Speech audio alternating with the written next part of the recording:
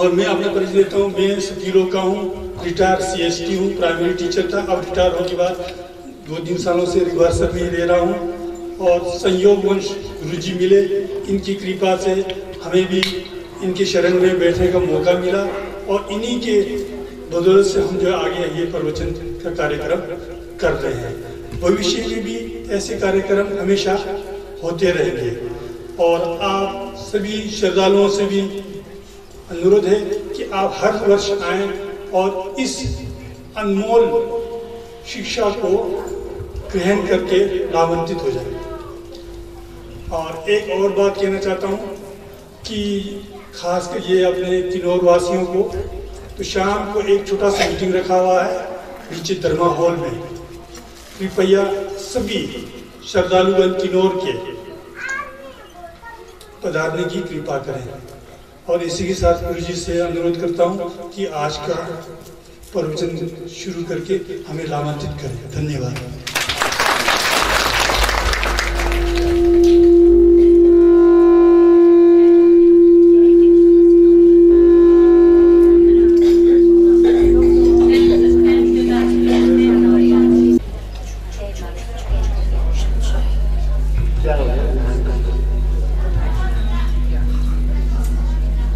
अभी आएगा आवाज, क्योंकि अभी जो माइक था ना, वो एक माइक दूसरा mic.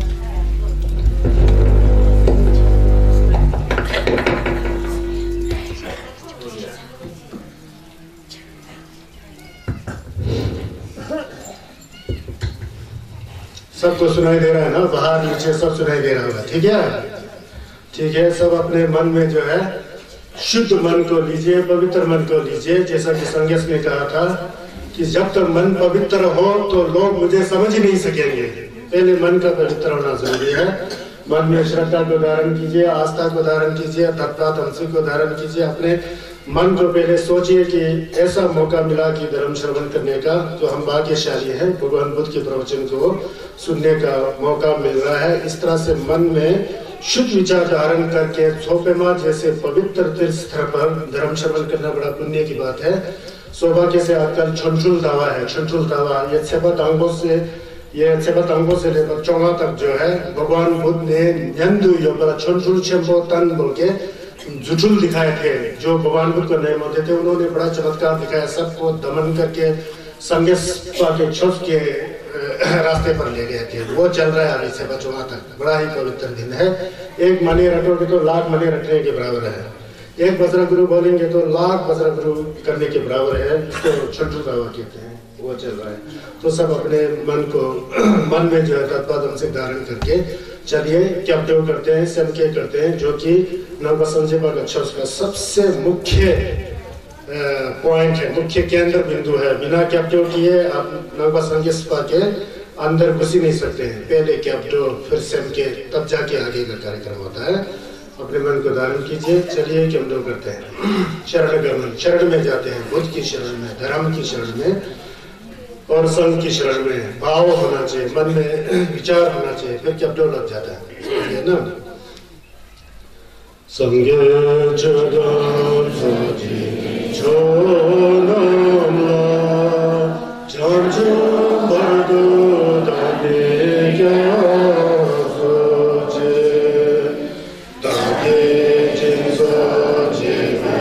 So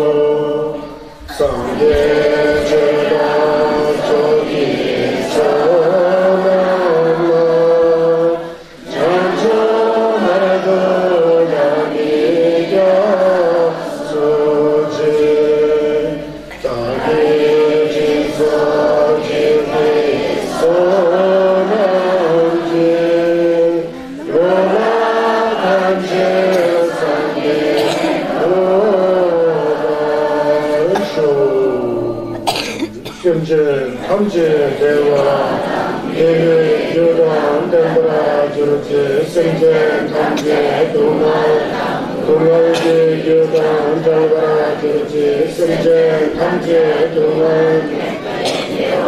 Dambada Midavara Jurje Simchen Tamche Yering Chada Yedan Jalve Tam Chimbala Dembra Jurje Simchen Tamche Dewa Deve Yodan Dembra Jurje Simchen Tamche Duma Dungalge Yodan Dembra Jurje Simchen Tamche Duma Dewa Dambada Midavara Jurje Simchen Tamche Yering Chada Yedan Jalve Tam Chimbala Dembra Jurje Simchen Tamche Dewa Deve Yodan Dembra Jurje Simchen Tamche Duma Dungalge Yodan Dembra Jurje Simchen Tamche Duma Dewa Dambada Midavara Jurje Simchen Tamche Yering Chada Yedan Jalve Tam Chimbala Dembra Jurje Tagye Tuje Shake Re Zoto Shenje Medo Tuje Bon Jamba Serge Lomo Tabra Jebe Ko Shake Jalbo De Lage Chanza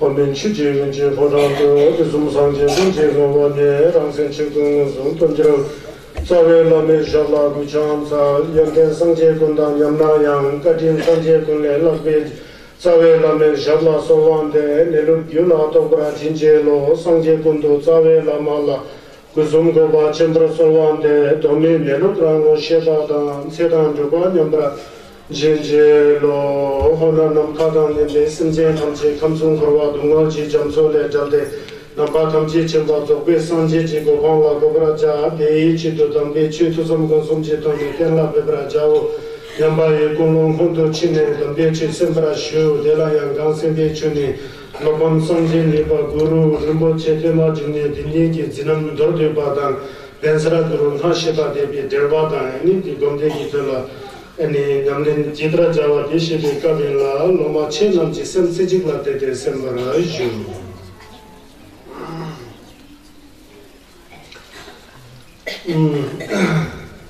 हम लोग गुरु रंबोचे, low bun रंबोचे, गुरु पेन्मे खंडो, पद्मा थोजेंसा जो भी नाम निकालिए गुरु रंबोचे low bun संघे Nipah दूसरा बुद्ध के नाम पर गुरु रंबोचे के जीवनी के बारे में हम लोग चर्चा कर रहे थे। कल आप लोग सुन रहे हैं क्योंकि गुरु रंबोचे का जो नंबर है जीवनी है उसको 2-3 दिन में बताना बड़ा दुर्लभ और बड़ा ही कठिन और जटिल कार्य है, बड़ा मुश्किल कार्य है। ये तो सागर के अंदर से 1-2 बूंद निकाल कर आपको मैं पिला रहा हूँ, मैं ऐसा समझता हूँ।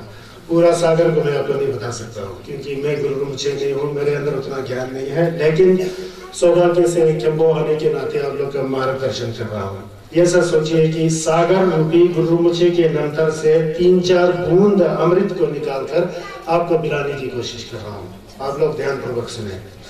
तो कल मैं कह रहा था वैसे गुरु रंबोचे जी का जीवनी जो है ऐतिहासिक तौर पर और कोई स्कूल का अध्यापक या प्रोफेसरशिप हुआ वो जान नहीं सकता क्योंकि बिना श्रद्धा और आस्था लिए इस तरह के महान विभूति द्वितीय बुद्ध के जीवनी के बारे में कौन चर्चा कर सकता है।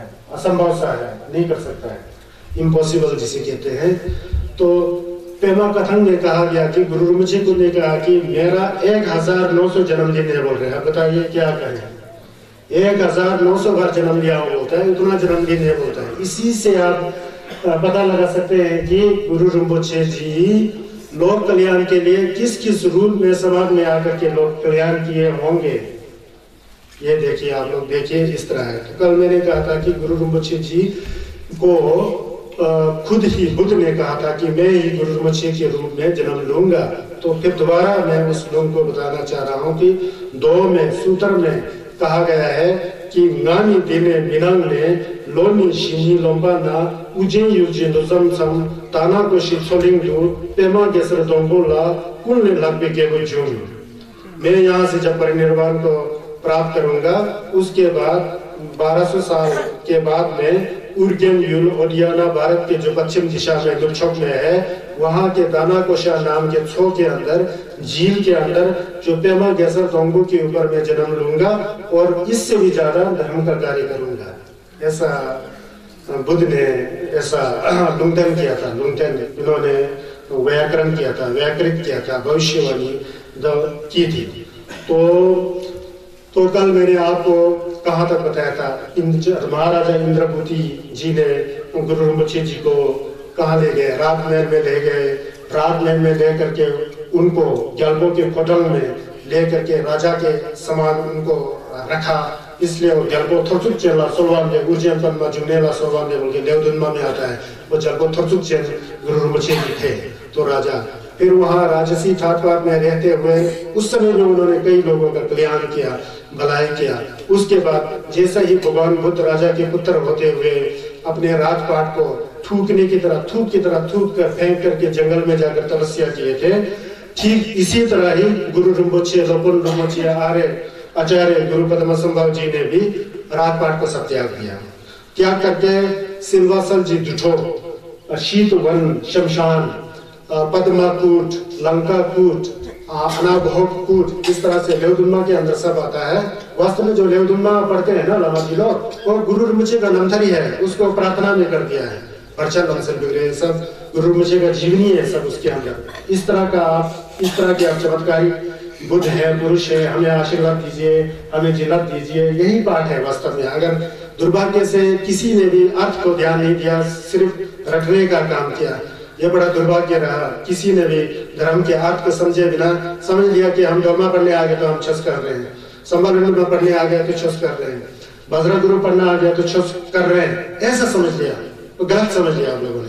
सबसे पहले धरपात हमसिंह, उसका अर्थ, उसका मतलब, तब आप करेंगे तो उसमें जिल्लत आएगा ना, नहीं तो गाना गाने के समान हो जाता है। ये सामान्य है। ये बुद्ध ने खुद ने कहा कि मेरे धर्म को गाना की तरह मत गाओ, मेरे धर्म को बाहर मत दिखाओ, उसको अंदर से समझो। जब समझ में आएगा तो मेरा आशीर्वाद आप लोगों के साथ है। इसी तरह गुरु रिम्पोछे जी ने भी कहा था। तो वहां राजपाट उन्होंने त्याग किया।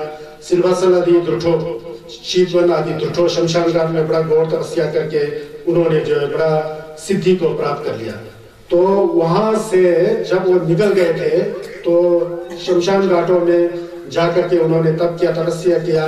कल मैं बताता कि क्या कहते हैं, आचार्य प्रभा हस्ती बोल के बहुत महान आचार्य थे, उनके पास गए, गेलों का दम्बा दिए तो उनका नाम शाक्या सिंह है, शाक्या सिंह बोल के नाम पड़ा। और इसी तरह उन्होंने विभिन्न प्रकार के गुरु, कल मैं आपको जिक्र कर रहा था कि उनके गुरु में आचार्य हुंकारा हुए, आचार्य शाक्य देव जी हुए, नगार्जुन जी हुए, संगे बेबा के बुद्ध गुहे हुए, विमल मंत्र जी हुए, दाना संस्कृता हुए, रंबू गुहे हुए, श्री सिंहा हुए। बहुत ज्यादा गुरुओं का उन्होंने अनुसरण करके के बौद्ध धर्म को लीला के तौर पर सब जान लिया, जैसे बुद्ध ने यथावत जान लिया था ना, उसी तरह उन्होंने जान लिए।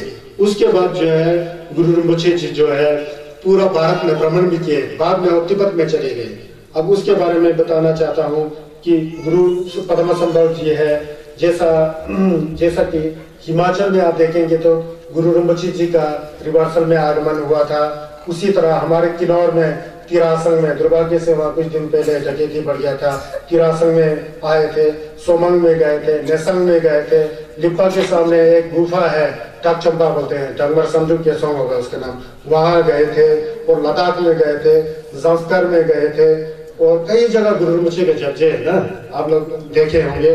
तो गुरु रिम्पोछे इस तरह से चलो भूटान में गए, भूटान में जाएंगे तो आप भूटान में पाडो तक्संग के वहाँ दोर्जे टोलो नाम से वहाँ पर उन्होंने तप किया था। पाडो तक्संग में कुर्चे लगांग के गुमथंग में भूटान में वहाँ एक पहाड़ है, पहाड़ के अंदर गुरु रिम्पोछे जी ने ऐसा किया तो उनका पूरा पीठ का छाप और टोपी और सिर का छाप गुमथंग भूटान के कुर्चे मठ में मंदिर में दिखाई देता है। सिक्किम में नमचे के पास उन्होंने वहाँ तपस्या किया था। नेपाल में आसुरा, यंगलेश्वर और स्वयंभूनाथ, मुस्तंग में मुस्तंग में, एक नेपाल में पड़ता है पहाड़ियों में, वहां गया था।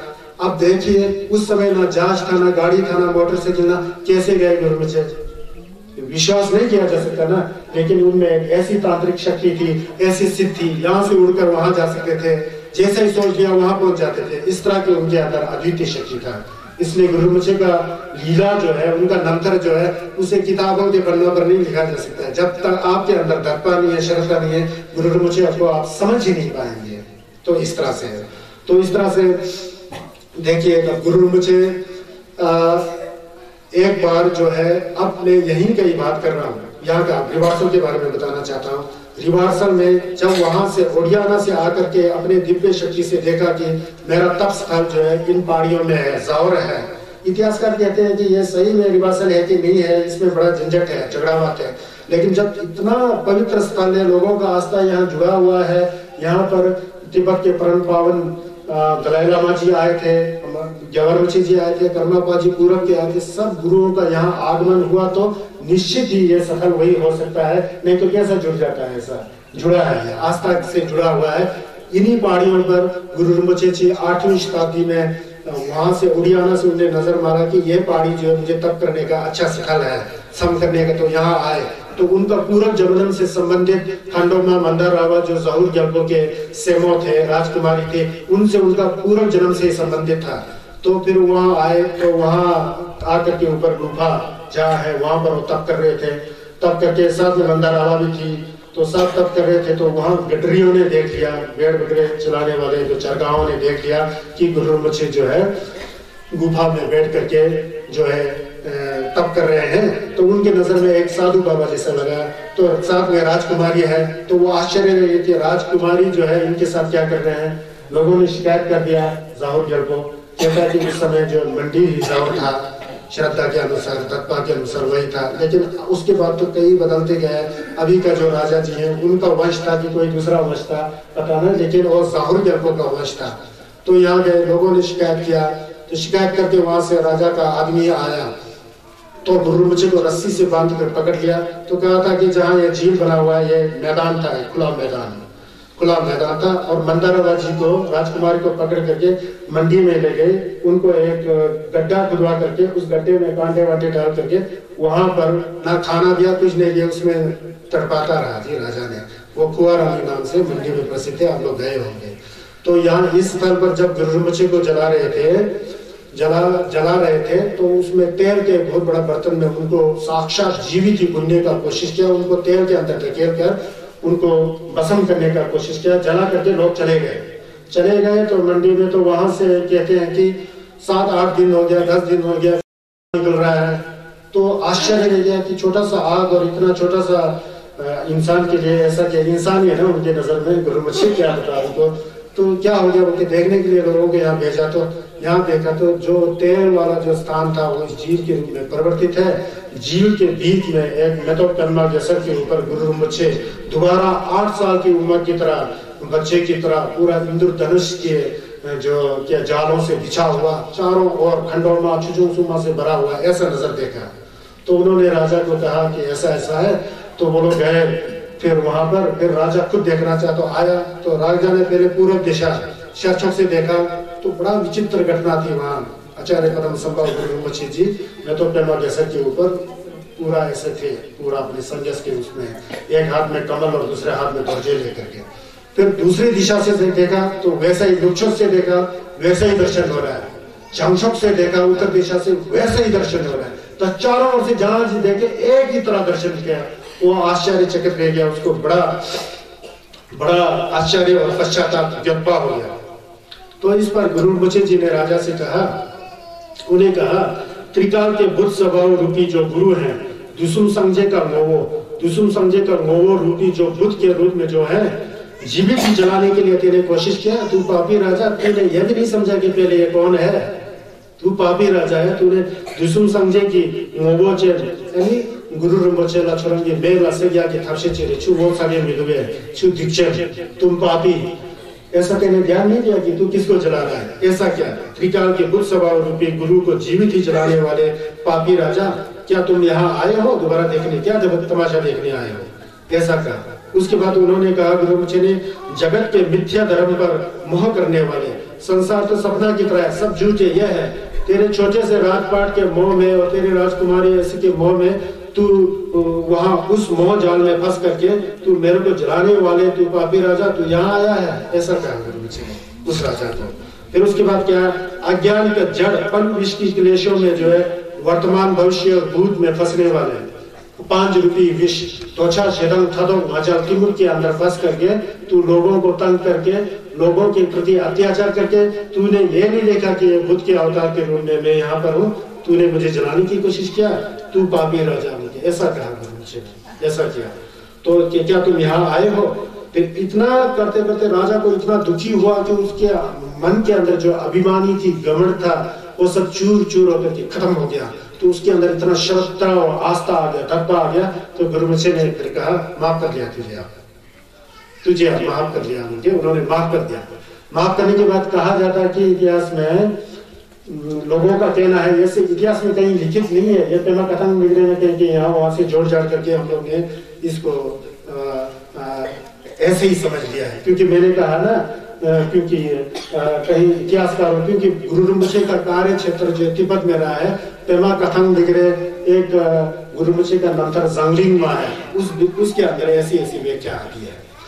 तो उस समय जो है राजा ने जो है बड़ा ही लज्जित होकर शर्मा करके जो है यहाँ का जो छो है ना, इसको नहर खुदवा करके मंडी के बीच में जो इंदिरा मार्केट बना हुआ है ना अभी, वहाँ खाली झील था, वहाँ लाने का कोशिश किया। लेकिन जब ये खुदाई किया तो ये नीचे नीचे चलते गया तो नहीं ले पाया, फिर यहीं का यहीं रह गया, ऐसा बताते हैं। तो उसके बाद फिर गुरु रिम्पोछे को साक्षात मंडी में इनवाइट किया, आमंत्रित किया, वहाँ बुलाया, वहाँ दानशीशी किया। वहाँ आजकल एक तारना देवी बोल के मंदिर, मंडी के सामने एक देवी की मूर्ति मंदिर है, तारना देवी। वहाँ पर कहते हैं कि गुरु रिम्पोछे जी ने सर्वप्रथम धर्म का शस्त्र प्रलोकोश किया था, तारना देवी मंदिर के सामने। आप गए हैं वहाँ देखेंगे कि सन 1957 में परम पावन हिस्सेवेनेस दलाई जी लामा जी वहाँ पधारे थे पंचन रिम्पोछे जी के साथ, जबकि तिब्बत आजाद था। तिब्बत छूटने से 2 साल पहले ग्यावर रिम्पोछे जी वहाँ आए हैं। क्यों आए हैं? गुरु रिम्पोछे का स्थल है ना, इसलिए दर्शन करने के लिए आए हैं। वो तारना देवी के पास है। तो ऐसा कर करके जो जहर ज्ञातों के जो टोपी नहीं था, राजा का टोपी, उसको उतार करके गुरु रिम्पोछे को ही सौंप दिया। बोलते कहा जाता है कि जो गुरु रिम्पोछे के सिर पर टोपी है वो जहर ज्ञातों जी ने अपना इज्जत बचाने के लिए और गुरु रिम्पोछे की प्रति श्रद्धा होने पर गुरु रिम्पोछे को अर्पित किया, इसलिए ये जो ज्ञातों का टोपी पहने हुए वही जहर ज्ञातों का है, क्योंकि ऐसा कहा जाता है। यह है एक ऐसा। तो आप लोग कभी मंडी में कुआरनी में गए, तारना देवी भी गए, तो बड़ा सौभाग्यशाली है। जो वहां जाके बजरा गुरु का जप करना चाहिए मन से, पवित्र स्वच्छ मन से, फिर वो साधना बन जाता है, गुरु रिम्पोछे के प्रति श्रद्धा हो जाता है। और इसके बाद गुरु रिम्पोछे यहाँ से गए, यहाँ से फिर कहते हैं कि गुरु रिम्पोछे आचार्य पद्म संभव लोपन संगी निपा जी दोबारा यहाँ के बाद, यहाँ तो उनको जला करके पुनर्जीवित हो गए ना, यहाँ से दोबारा वहां चले गए जहाँ धनकोशा झील है, धनकोशा झील के छो के ऊपर उनका जन्म हुआ था ना, वहां गए। महाराज इंद्रावती काफी बूढ़े हो चुके थे शायद, वहां के उनके मंत्री जो दुष्ट विचार के थे, पापी दुरात्मा, शब्द को नहीं मानने वाले ऐसे थे। वहां पर जब वहां पहुंचे तो दोबारा उनको पकड़ करके दोबारा जला दिया, वहां उनको लकड़ी इकट्ठा करके दोबारा जलाया। गुरु रिम्पोछे जलने वाले कहाँ थे? वो तो झगर पेंशन बोला कठिन से पेमा जुन्ने बोला दे डोंग में, मरना मुरना नहीं है बोलता है गुरु रिम्पोछे। वो तो दोर्जे भी ऋषि किया है, उनका शरीर जो है वज्र शरीर में परिवर्तित हो जाए, दोर्जे भी नहीं खत्म होने वाला शरीर के रूप में। इसलिए तो कहते हैं कि दाता लोनुप सिंधे खानन जी, अभी भी जो है लो मतलब दक्षिण, लो मतलब पश्चिम दिशा के बीच में कहीं राक्षसों का एक कॉन्टिनेंट है बोलते हैं, एक द्वीप है बोलते हैं। वहां भी वर्तमान समय अभी तक भी शस्की फलों कोशिश करके उनको तुलसी करके बैठे हुए हैं बोलते हैं, ऐसा विचार है। वहां भी उनको भी जलाया गया, पर जलाया गया तो वहां भी जले नहीं। जब उनको जलाने का कोशिश किया तो नमखा से नीचे खंडो मालोक चचोसु मालोक सब आ करके गुरु रिम्पोछे को बचा लिया गया, बचा नहीं किया, वो खुद ही बच सकते थे। फिर दोबारा वो लकड़ी उकड़ी सब दोबारा झील के रूप में परिवर्तित। वहाँ कई झील है कहते हैं ना, धनकोशा झील के आसपास बहुत सारे झील है, छो है गुरु रिम्पोछे। फिर वहां भी छो होकर के मेतोपेमा के ऊपर जैसा यहाँ हुआ वैसा ही हुआ, दूसरी बार जलाया गया गुरु रिम्पोछे को, फिर भी जीवित रह गए। वहाँ पर पद्मा गल्पो के नाम से प्रसिद्ध हुए थे गुरु rinpoche जी। उसके बाद उनका तप स्थल जो है, मैंने कहा तिरासन वगैरह, डकचंबा वगैरह, नेसंग वगैरह, मूरंग वगैरह, किनोला है, तो कहीं संस्कार में है, लद्दाख में है। ऐसा भ्रमण करते हुए वहां के भूत प्रेतों राक्षसों को सबको दबा करके संन्यास का तनबा rinpoche को ऊपर करते हुए लोगों को संगा दुर्जे थेपा का दीक्षा देते हुए प्रचार करते हुए ऐसा उनका जीवन रहा। एक बार वो नालंदा में थे। नालंदा में उन्होंने, अब ये बौद्ध दर्शन में कई शाखाएं हैं, उमापा बोलते हैं, सेमसंगपा बोलते हैं, जदामावा दोदेपा बोलते हैं। उसमें से जो सेमसंगपा योगाचार्य के थे, उस योगाचार्य के वो महान आचार्य वाइस चांसलर की तरह रह चुके हैं गुरु rinpoche जी नालंदा विश्वविद्यालय में। वहां पर उन्होंने कई गुरुओं से तंत्र विद्या सीखा, संगा दुर्जे थेपा की विद्या सीखा, लेकिन इंद्रजाल नहीं है, लेकिन लोक कल्याण के लिए वो प्रयोग में लाते थे। उनका थुतक बोलते हैं ना, थू और जिल्लक है ना, उसको प्रयोग करते थे। गुरु rinpoche शिवा भी थे, ठोवो भी थे। जब शिवा होता तो शिवा से बोलते थे, जब ठोवो अगर नहीं मानते तो वो ठोवो बन जाते थे। ठोवो चारों ओर आग की पुंज के अंदर बीच में दोर्जे ढोलक सिंगे दादो बोल के संजय में आता है ना, उसमें वो होते थे। तो उस समय जो है नालंदा योगाचार्य के वो आचार्य थे, तो वहां पर उन्होंने योगाचार्य का बड़ा दर्शन पढ़ाते थे और तंत्र विद्या को भी जानते थे। उन दिनों में तिब्बत में क्या हुआ, ये 8वीं शताब्दी की बात है, 812 साल पहले की बात। वैसे तो तिब्बत में ग्याल्पो सोंगचन गोम्बो बोल के सुने होंगे, वो तिब्बत के 32वां राजा थे। 32वां राजा, उनके काल में उनके 2 पत्नियां थी, एक नेपाल की थी और एक कहाँ के चाइना की थी। वो दोनों बुद्धिस्ट थे। उनके बावजूद जो है वहां पर जो है उन्होंने मंदिर का निर्माण किया था, जिसमें छोकंग बना के रखा था, लेकिन गोम्बा नहीं बना सके थे वो, सिर्फ मंदिर, क्योंकि पत्नियां एक नेपाल की थी, एक चाइना की थी ना। चाइना भी पहले पूरा संन्यास छत को मानने वाले थे, तो वहां था। लेकिन उसके बाद 39वां राजा जल्पो सोंगचन गोम्बो के 6 पीढ़ी के बाद जो राजा हुए थे, जल्पो ठिसुंग देचन। जल्पो ठिसुंग देचन 13 वर्ष की उम्र में राजपाट को संभाले थे उन्होंने। उनके अंदर भगवान बुद्ध के तनबा के प्रति बड़ा दप्पा दमसिक इतना था। तो उन्होंने चाहा कि मेरे पूर्वजों ने तो केवल मंदिर तक ही बनाया है, छोकंग ही बनाया, अब मैं यहाँ गोम्बा बनाना चाहता हूँ, गेलोंग हो जिसमें गेसुल हो और छसवा हो, इस तरह का गोम्बा बनाना चाहता हूँ, क्योंकि उनके अंदर इच्छा प्रकट हुई। उस इच्छा के बावजूद उन्होंने अपने मंत्रियों से सलाह किया, तो मंत्री ने बताया कि भगवान बुद्ध का जो ज्ञान स्थल जो है भारत में है, धर्म स्थल जो है भारत में है, भारत से ही बहुत पंडितों को, बहुत आचार्यों को, बहुत सिद्धों को बुलाकर ही यहाँ पर गोम्बा बना सकता है, नहीं तो असंभव बात है। तो ऐसा करते हुए जल्पो ठिसुंग देचन ने जो है अपने वहां से कुछ लोगों को भेजा, किसको, आचार्य शांता रक्षिता थे उस समय, गेलोंग थे, उनको खेंचेन शिवात्सो बोल के बाद में प्रसिद्ध हुई ना, खेंचेन शिवात्सो, शांता रक्षिता बोल के संस्कृत में कहते हैं। तो नालंदा में गए तो वहाँ ज्ञानेंद्र ईशे वांग को आदि को जल्पो ठिसुंग देचन ने भेजा। तो नालंदा में सबसे बड़े महान आचार्य जो थे, जो शिवा भी थे, गेलोंग भी थे, सब थे, और तो शांता रक्षिता थे, उनको देन शिष्य किया बौद्ध में, तिब्बत में। फिर वहां आए, तिब्बत में गए, जाकर के उन्होंने फिर वहां पर छस का प्रचार किया, धर्म का प्रचार किया। मिगे वाचू, हिंसा मत करो किसी प्राणी की, चोरी मत करो, है ना जी, व्यभिचार मत करो, झूठ मत बोलो, चुगली मत करो, कठोर वचन मत बोलो, बेकार की बातें मत करो, मन के अंदर आसक्त की भावना मत रखो, क्रोध की भावना मत रखो, बुद्ध पर विश्वास करो, जैसा कर्म करना वैसा फल होगा, जैसे करनी वैसे करनी, चिंता वाई ले जेबा डेगो दिना ये तो था, जैसा जैसा कर्म करोगे वैसा वैसा फल भोगोगे। किसी भी पाप कार्य को मत करना, है ना, पुण्य का कार्य तो करो, अपनी चित्त को परिशुद्ध करो, है ना। तो यही बुद्धों का उद्देश्य, जो भी बुद्ध हुए हैं सभी ने यही उपदेश दिया कि पाची मेजाजी के वाकुंजुम छोपरचे हम विसर्मी योगसु दुल दिन संगे तेंबा ही सर्व पापस अग्रणम कृष्णस्य उपसंपदा स्वचित पर्योत अपन्नम इदम बुधानु शासन। इस तरह से उन्होंने प्रचार किया।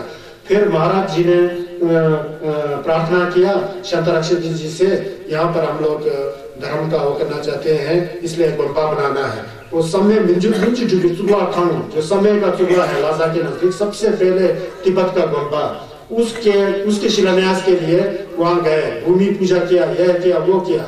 आचार्य शांता रक्षिता जी बड़ा ही सरल स्वभाव के थे, क्योंकि गेलोंग थे, चंचुक सेम्पा दोम्पा के थे, शिवा थे, वो टक्को थे ही नहीं। जैसे ही उन्होंने समय मिंजुर लुंचिटु के चुगला खान का शिलान्यास किया, उसी समय तिब्बत के भूत प्रेतों ने ओला बरसाया, डांग को फाड़ दिया, लोगों में रोक ला दिया, बाहर आ गया, पूरा अकाल जैसा पड़ गया तिब्बत में, भूकंप आ गई। वहां के भूत प्रेत जो थे ना, पहाड़ियों में रहने वाले शुना राक्षसवन है ना, जो भूत प्रेत जो भी अमानुष शक्तियां थी, उन्होंने वहां पर भगदड़ मचा दिया। तो ठिसुंग तेंजिन जी डर गया, क्या किया जाए। एक बार तो ऐसा नौबत आया, कहते हैं कि इस आचार्य को ला करके आपने यहाँ पर बड़ा भारी जो है फायदा की बजाय नुकसान हो गया, इसको यहाँ से निकाल दो बोल के एक बार आचार्य शंकर जी को वापस करा दिया, वो नेपाल में पहुंच गए थे। फिर दोबारा पता लगा कि ये लोगों का षड्यंत्र है, फिर दोबारा उनको बुलाया गया, फिर उनको रखा, फिर उस समय दोबारा भी कोशिश किया, फिर भी नहीं सफल हो पाया। जब वो वहां पर लगन बनाने के लिए, गोरबा बनाने के लिए दिन को भूमि पूजा वगैरह करके, जिंटक वगैरह शिवा का जिंटक वगैरह क्या क्या पता नहीं करके वो करके जब रखते थे, दिन को रखना, रात को सब भूत प्रेतों ने तोड़ ताड़ करके जहां से पत्थर लाया वहीं फेंक देते सब। एक बार, दो बार, तीन बार, चार बार, पांच बार, हो ही नहीं पाया, गोरबा हो ही नहीं। तब आचार्य शंकर अक्षत्या जी, चंचे शिवांशु जी कहते हैं, जब संजय मैं तो एक भिक्षु हूँ, चंचू सेम्पा का तोम्बा वाला हूँ, मैं शिवा का कार्य कर सकता हूँ। ये तो कोई महातांत्रिक जो संघ दुर्जे थेपा का महातांत्रिक और डाको का जो काम करने वाला है वही कर सकते हैं। तो ऐसा करके उन्होंने बताया, फिर कैसा होगा। तो उन्होंने कहा, गुरु रिम्पोछे आचार्य, उस समय गुरु रिम्पोछे नहीं बने थे, गुरु रिम्पोछे तो तिब्बत में जाके गुरु हो गए। फिर आचार्य पद्मा संभव जी, पद्मा चुंगले जी हैं, वो महान तांत्रिक हैं, आजकल वो दुर्जेदन के आसपास कहीं रहते हैं, उनको इनवाइट किया जाए, उनको यहाँ लाया जाए, तो तब ये गोम्बा बन पाएगा। फिर उसके बाद जो है उन्होंने क्या कहते हैं, जाको ठिसुंग तेंजिन जी ने गुरु पद्मा संभव जी को बुलाने के लिए, ध्यान शिष्य करने के लिए शाक्या प्रभा, श्री सिंहा आदि तिब्बत के जो थे उनके मंत्री गणों के बीच या कोई सदस्य थे, उनको भेजा भारत में। भारत में गए तो दुर्जेदन के नजदीक कहीं गया शीर्ष की कहा, वहां गुरु रिम्पोछे आचार्य पद्म संभव जी का दर्शन हुआ।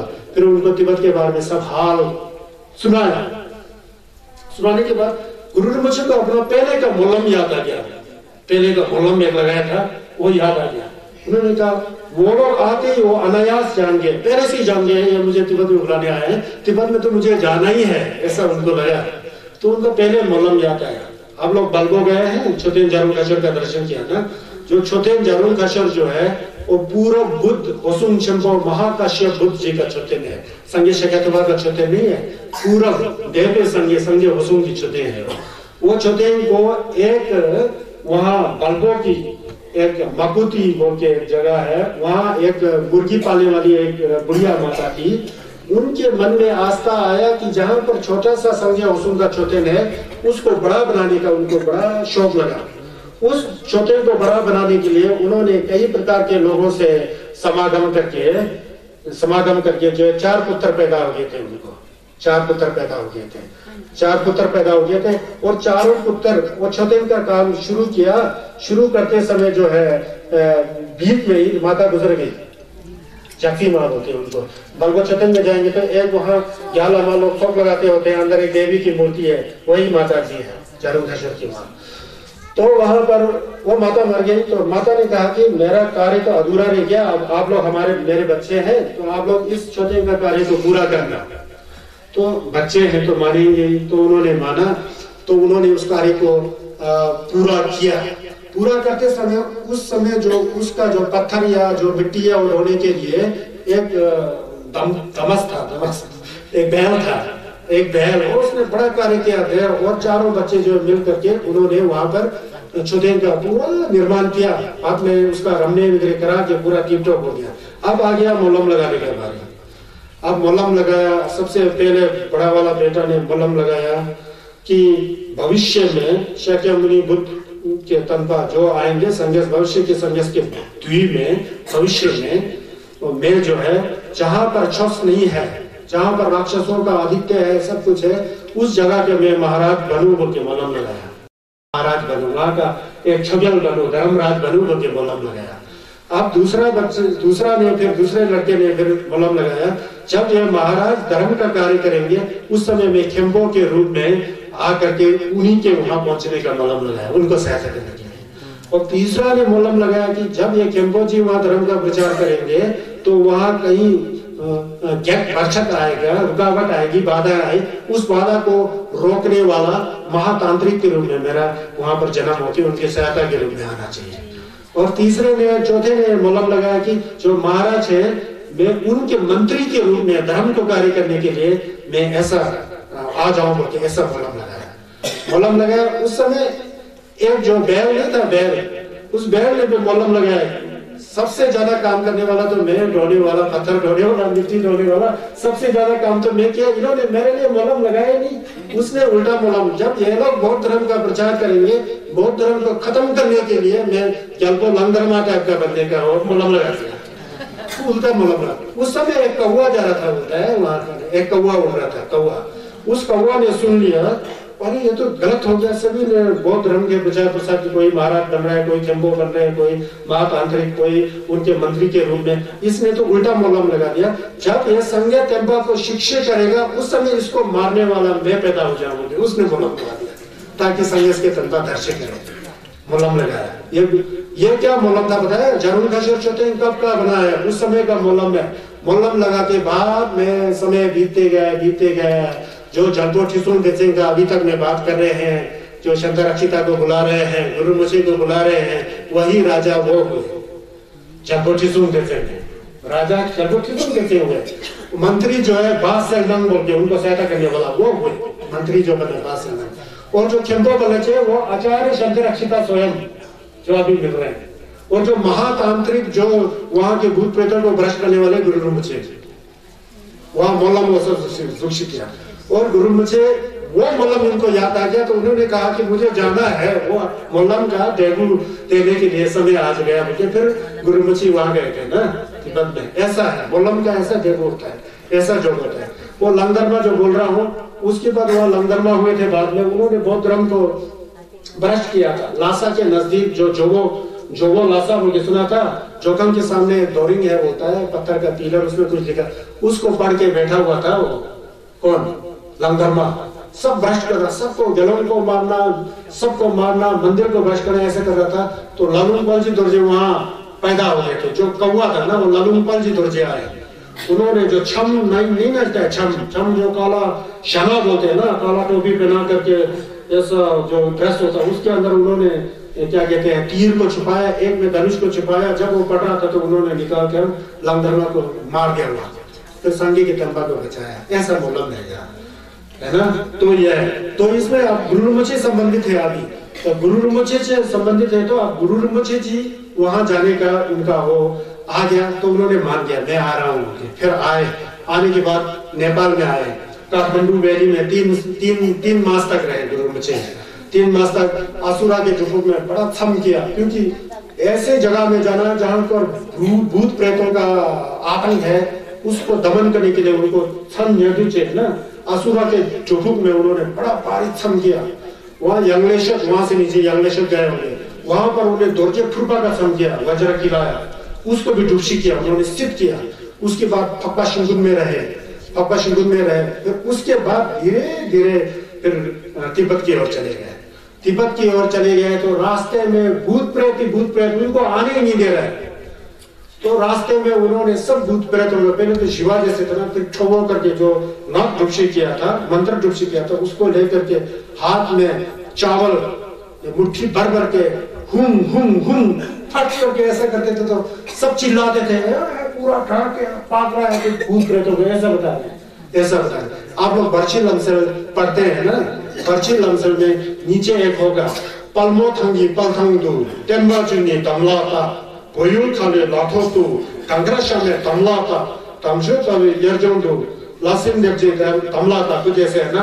और हेपोरी यंगोंदू कुछ ऐसा है ना, ऐसा करके सबको धमलाता से करके दिया। थंगला यर्जो धमलाता छेपे लांडे थमची की स्लाले सोगी निंदो फुल लाले ढेंदो खेलंग जे, ऐसा हो गया है ना।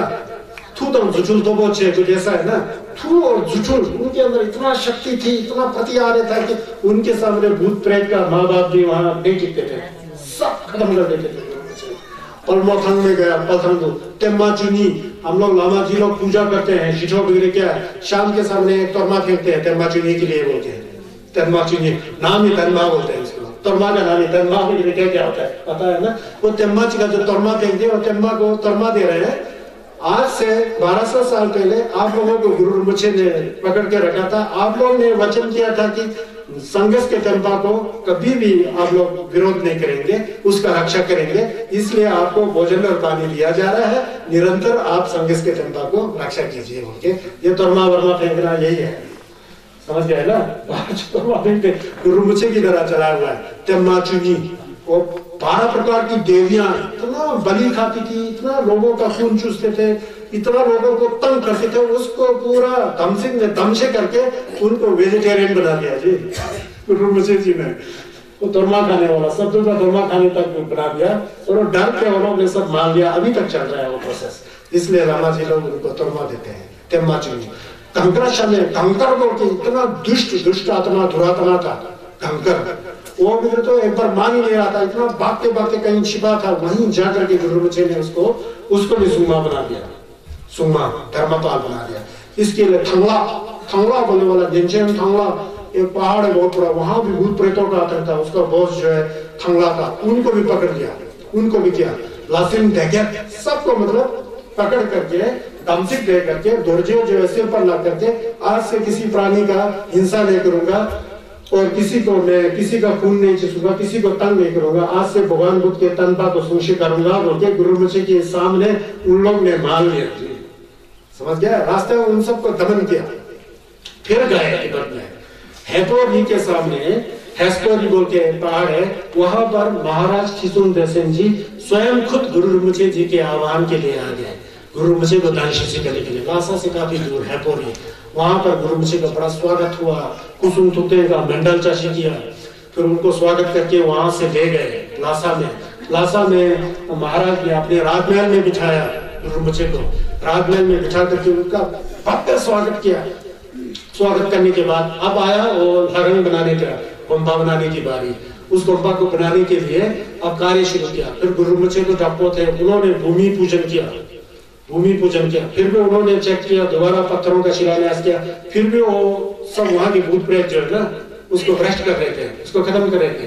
फिर कल गुरु रिम्पोछे जी ने क्या किया, उन्होंने दोरजे फुरपा डुबसी किया था। दोरजे फुरपा एक संगा दोरजे फुरपा होते, आपने फुरपा देखते हुए देखा होगा, ऐसा 3 कोण वाला लोहे के कील की तरह, कील ही है, वज्र कील बोलते हैं। वो डब्बों के लेन में जहां भी लगाएगा तो वो कार्य सिद्ध हो जाता है, इसलिए ठिन्ने दोरजे फुरपा बोलते हैं। संगा दोरजे फुरपा ठिन्ने जो भी कार्य सिद्ध होने के लिए फुरपा का प्रक्षेप करते हैं।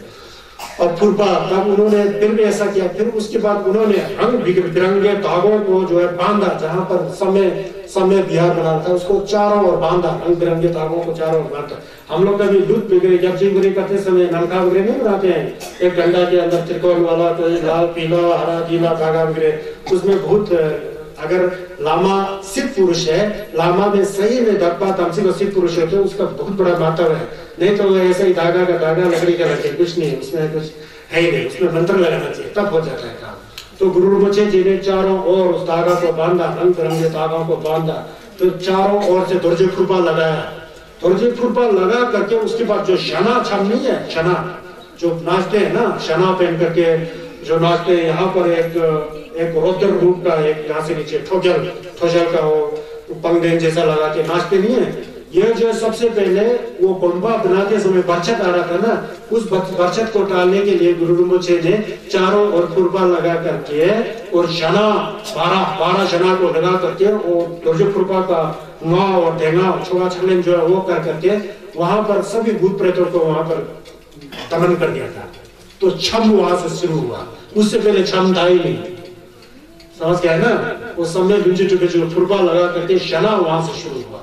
तो शना लगा करके जो है उसके बाद भूत प्रेत शांत हो गए। उसके बाद मंदिर बनना शुरू हो गया। बहुत बड़ा समय जुट बोल के बच्चे लफ्ज में आता ना, समय जुट, वो समय चूल्हा खान को बनाया, उसको बनाया। फिर उसको बनाने के बाद अब चाहिए ढाबा लोग चाहिए उसमें बैठने के लिए। वहां के तिब्बत के 7 लड़कों को सिलेक्ट किया, 7 लड़कों को चुना, उनको फिर आचार्य शांता रक्षिता खेमचंद शिवांशु ने गेजेम का तंबा दिया, गेसुल का तंबा दिया, गेलोम का तंबा दिया। उन 7 आदमियों के द्वारा तिब्बत में ये विनय जो दुलवा का जो है, जो गेलोम गेसुल का वो रूल जो वहां से चला।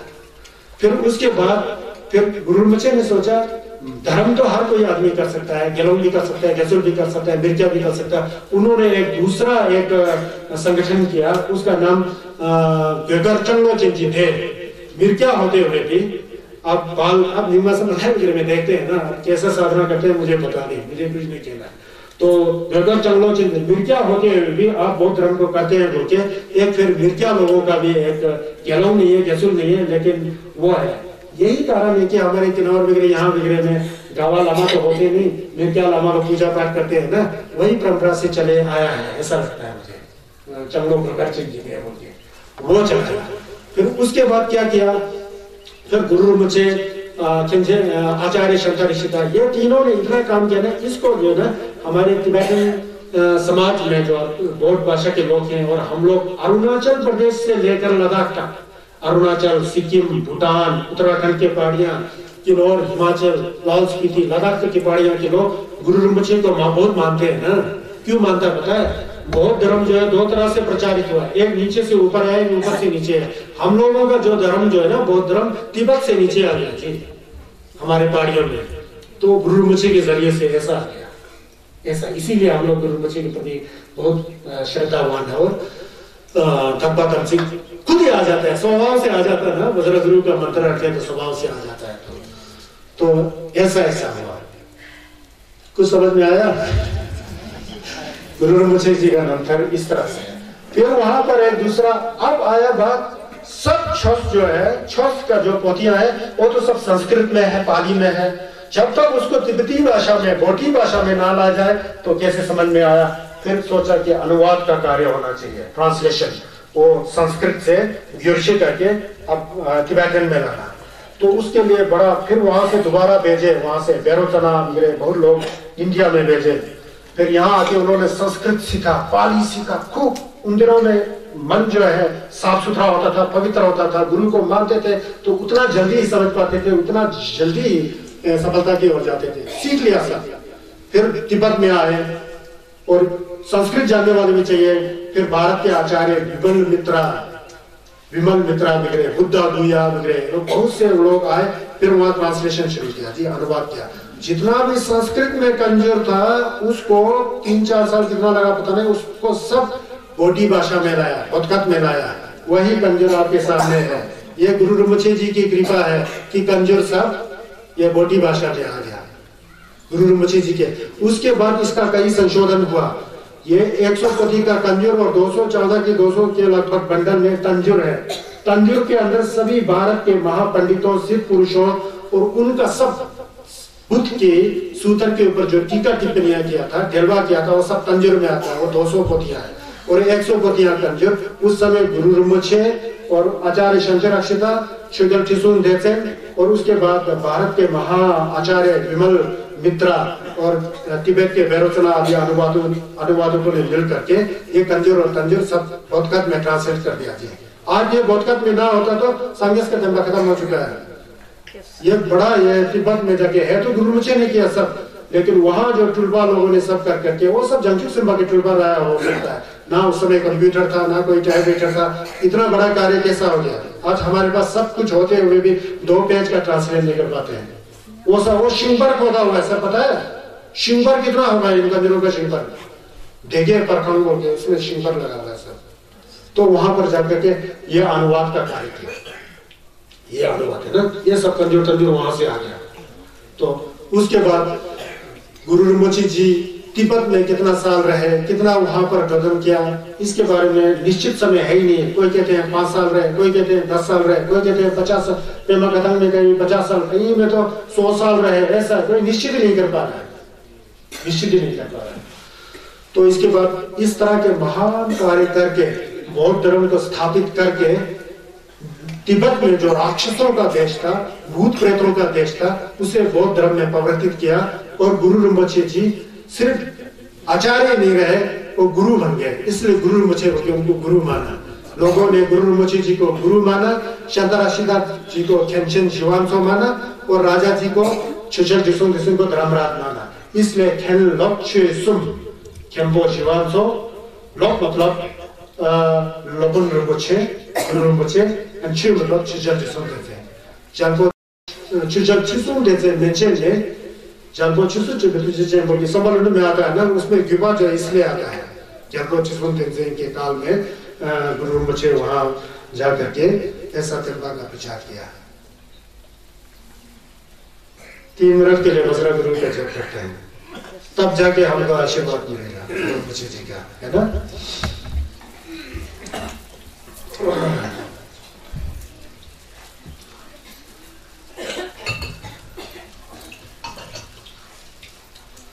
Uje yuji no zam zam, ema yezam dong bola, yam chen chaki gui dubi, ema yune je soja, kordo kardo bambe je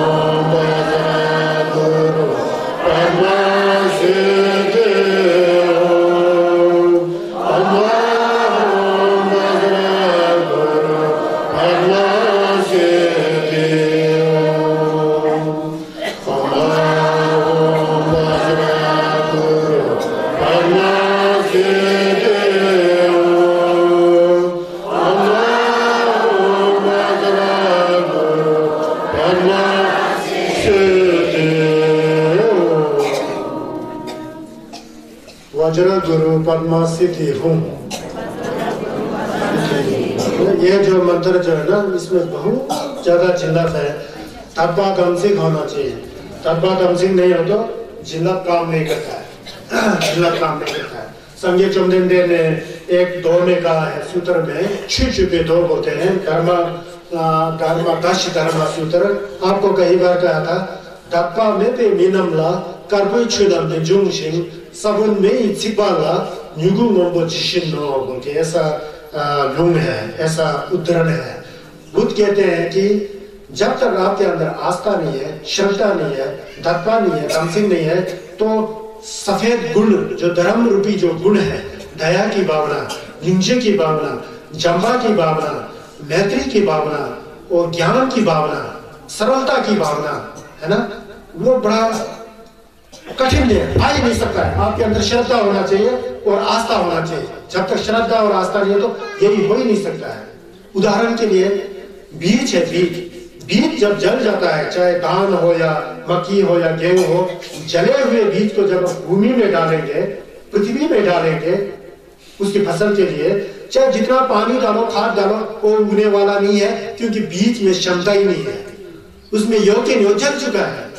बिना दत्पा और तमसिक से शस्त्र करेगा तो मन तो जला हुआ है आपका, उसके अंदर संगस का जिल्लत कैसा आएगा, गुरु rinpoche का जिल्लत कैसा आएगा, आचार्य गुरु परम संभव जी का जिल्लत कैसा आएगा, फपाचार्य जी का जिल्लत कैसा, संगस का जिल्लत आ ही नहीं सकता है, गुण आ ही नहीं सकता है। इसलिए दत्पा तमसिक बहुत जरूरी है। तो संगोचुपे मोलम में कहा गया है, लेंचित समयम देपा चेपा नाम सोलम दम्बे छोटो दीजिरो है ना। संगोचुपे में एक क्षण के लिए भी आपके अंदर दत्पा तमसिक है, विश्वास की भावना है, पवित्र की भावना है, सरलता की भावना है, तो सोलम दम्बे छोटो दीजिरो, पुण्यवान होने का श्रेय जो है उसको मिलता है जिसके अंदर श्रद्धा हो। सांचोत मोलम पढ़ते हैं, कैसे पढ़ते हैं, गाना गाते हो, मोलम पढ़ते हो, आपका भावना होता है, आपका मन पवित्र होता है, शुद्ध होता है, दत्पा है आपके अंदर, तमसिक है, अभी गुरु के ऊपर विश्वास है, संगस के ऊपर विश्वास है, नहीं जी, रटंतु विद्या घटंतु बुद्धि, रट रहे हैं और आपका ज्ञान घट ही जाएगा, क्या पड़ेगा, भाव होना चाहिए, भावना होना चाहिए, क्या कर रहे हैं आपको होश आना चाहिए, स्मृति होना चाहिए, अवेयरनेस होना चाहिए, तब जाके धर्म जो है धर्म बन जाता है। दुर्भाग्य से हमारे किन्नौर जैसे हिमालय जैसे क्षेत्रों में, किन्नौर क्या अरुणाचल प्रदेश से लेकर लद्दाख तक हमारे बाल बच्चों को पढ़ाते हैं, उनको आप मॉडर्न साइंस सिखाते हैं, ये है वो है, और जो है हमारी संस्कृति बौद्ध धर्म के होते हुए जिसमें सब कुछ है, दया, करुणा, ज्ञान, पवित्रता, शुद्धता, आपके जीवन को बदलने की सब उपदेश भगवान बुद्ध के द्वारा दिया गया है, लेकिन कोई भी उपदेश सुनने वाला नहीं। उल्टा अपने धर्म को छोड़ करके दूसरा धर्म को अपनाते हैं। दूसरे धर्म की हम निंदा नहीं करते, वो भी अपनी जगह पर धर्म है। हकीकत तो यह है कि हम बौद्ध धर्म से जुड़ते हुए भी संघर्ष के छोस को समझ ही नहीं पाया। आज दुनिया के अमेरिका देश जैसे देश, जर्मन जैसे देश को सबसे बड़ा विकसित देश माना जाता है। वो संसारिक जो मटेरियल, जो वस्तु और पैसे से जो संसार चल रहा है ना, उससे वो बहुत दुखी है। जितना पैसा उतना दुखी, जितना अमीर उतना दुखी। तो सुख का रास्ता क्या नहीं है धर्म। धर्म को मन से जानो, जो भी घटना घटे आपके जीवन में आप दुखी नहीं होंगे। आपको पता है यार, ये दुनिया सपना के समान है, ये तो एक नाटक के समान है, ये तो नाटक का रंगमंच है? कल मैं बताया था ना, जीते जी के झगड़े हैं, ये मेरा है ये तेरा है, तब बोलते रहते हम लोग। जब मृत्यु आ जाती है, ना तेरा है ना मेरा है, कुछ भी नहीं है, कुछ भी नहीं है कि नहीं है? कुछ भी नहीं है ना, वो कुछ भी नहीं है। इसीलिए तो भगवान बुद्ध राजा से रंग बनकर बुद्ध गए कि है कहीं सुख का रास्ता, तो सुख का रास्ता उन्होंने खोला, जो हम लोग पढ़ रहे हैं। किसी सिद्ध पुरुष के नमथर के द्वारा, जीवनी के द्वारा, शब्द के प्रचार के द्वारा असली शब्द को समझो तो आपका कल्याण हो गया। इस जीवन में कल्याण हो गया, दूसरे जीवन में कल्याण हो गया। अपने परिवार के अंदर सही प्रेम आ जाएगा, सही प्यार आ जाएगा। परिवार ही क्या, दुनिया वाले सबको आपको अपना परिवार नजर आएगा।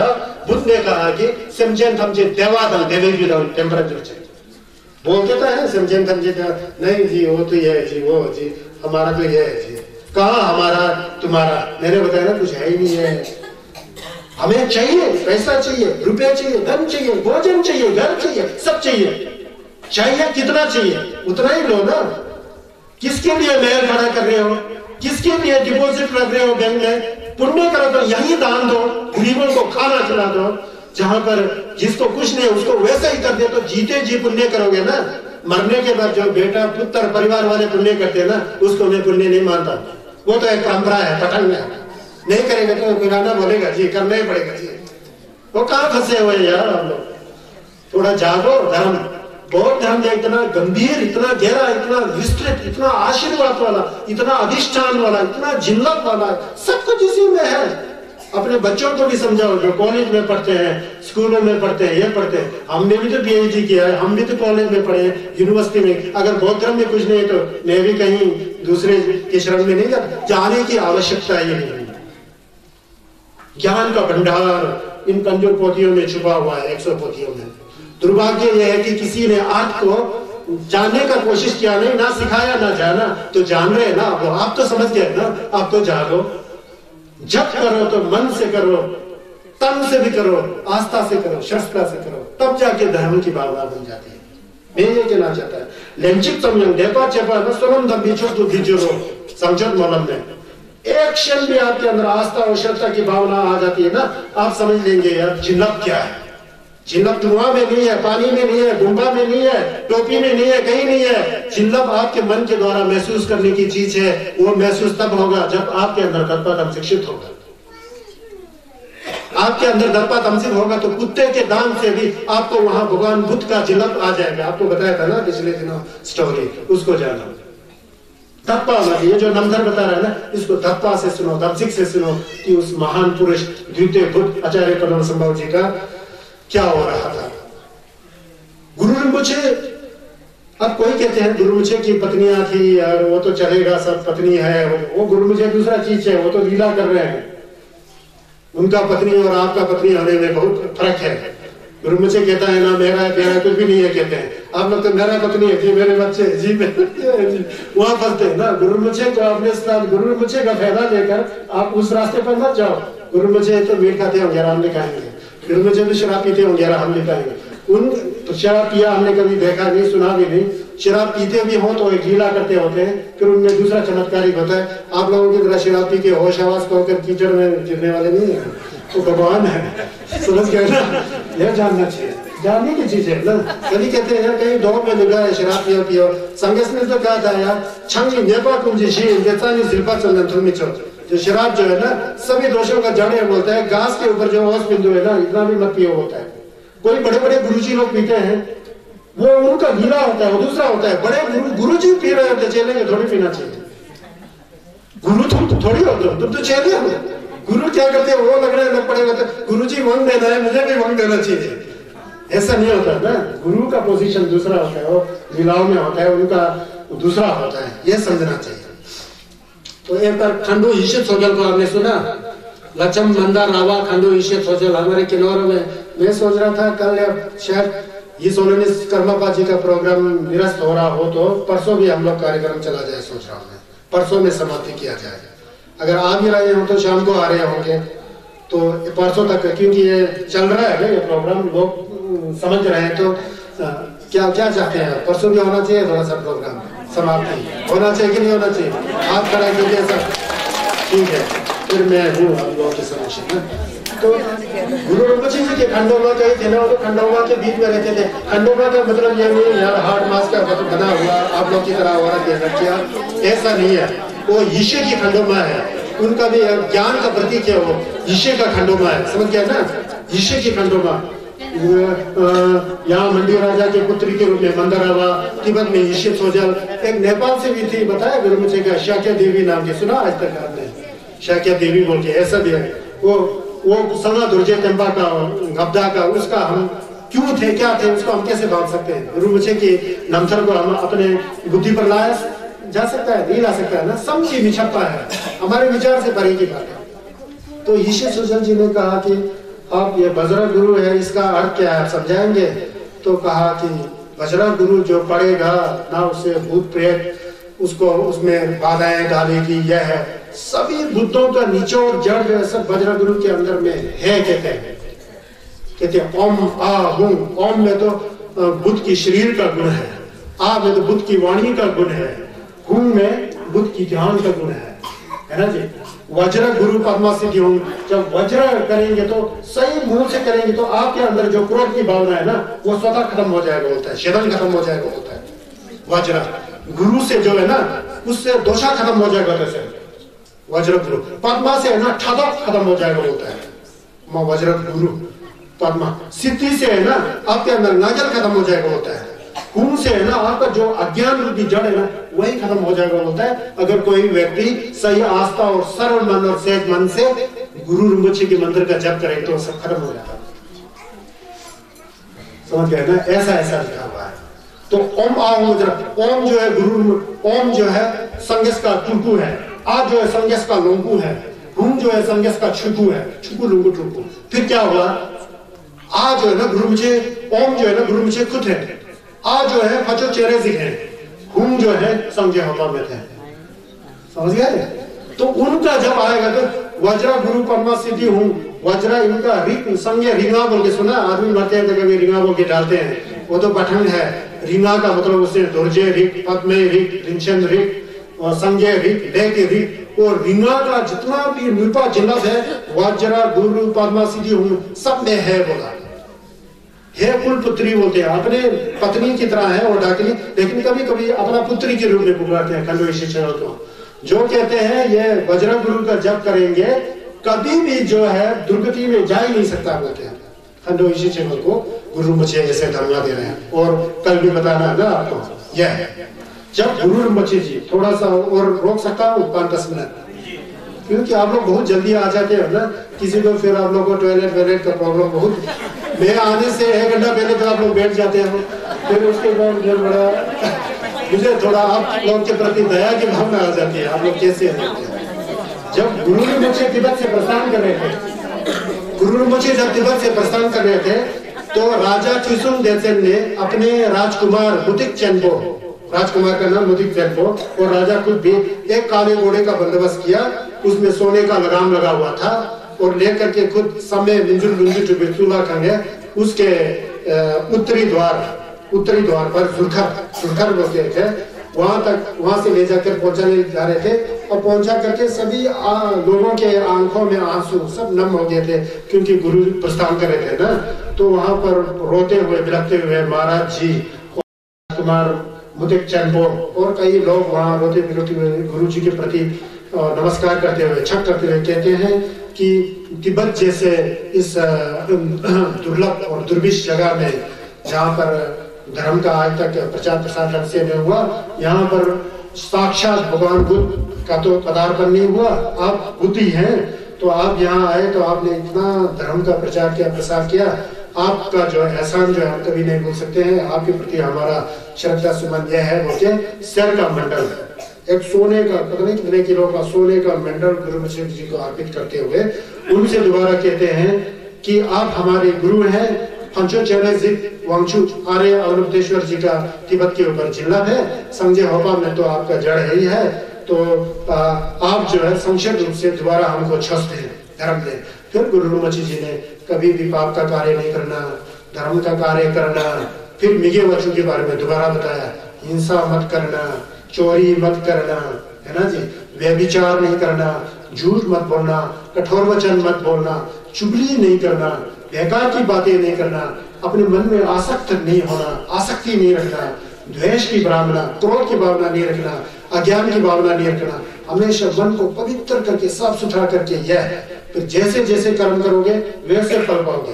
नरक में जाने का कर्म करोगे नरक में जाओगे, पशु योनि में जन्म लेने के लिए पशु योनि की तरह काम करोगे तो पशु योनि में जाओगे, भूत की तरह काम करोगे तो भूत पे देव ड्यूटी के बारे में बड़ा विस्तार से बताया गुरु rinpoche जाते ना।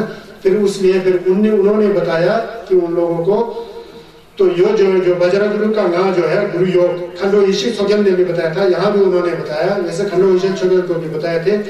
गुरु लंबे नामजोर बहुत ही महत्वपूर्ण है। लामा के प्रति दत्पद अंशिक होना चाहिए, तभी जिला पाएगा। सिद्ध पुरुष ने कहा कि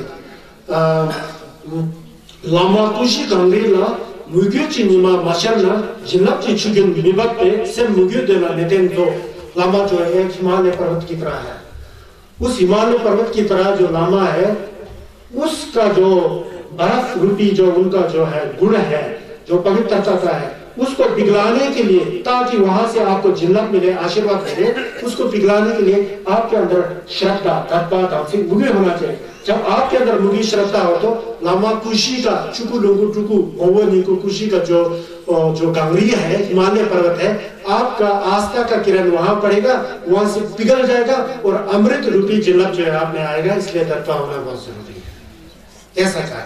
फिर कहा कि दत्ता लिए हुए क्या करना चाहिए, चियांग में लामी नलजर गम, ऐसा बोला। खंडू इसी चीजों जो बोले थे और जगत सिंह के राजकुमार बुद्धिक चंपोर को चियांग में लामी नलजर गम, बिना किसी संदेह से, निसंदेह होकर, बिना किसी भ्रम किए निश्चित रूप से गुरु का आशीर्वाद वहां है, चिन्ह है।